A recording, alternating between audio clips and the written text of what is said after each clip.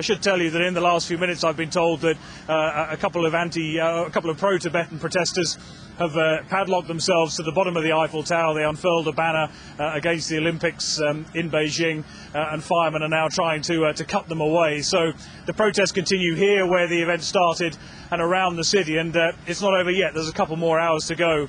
And you wouldn't bank against other protests being carried out, and clearly the authorities here have done a lot, but not enough. Greg, I suppose it's worth pointing out that even the French president seems to be taking something of a stand over what's happening in Tibet.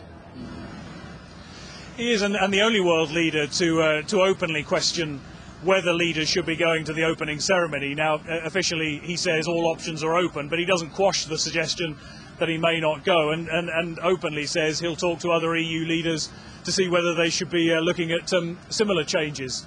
His government says that all options are open. There was an indication at the weekend that one of his ministers had talked about the conditions that would need to be settled by Beijing before President Sarkozy would consider going. But in many ways it's set a trend, and if there wasn't already that groundswell of protest here, as there is in many countries around the world, it certainly hardened that feeling of protest. And the polls, and bearing in mind Nicolas Sarkozy doesn't do very well in the polls these days, would suggest that France is with him. A lot of people think he should boycott the Olympic opening ceremony. They still feel that France should go to those Olympics, but they feel that something symbolic is needed. And clearly the protesters who are on the streets of Paris today, as that relay continues, have made their point, and a hugely damaging one for the organisers of this relay, and probably for the organisers of the Olympics too.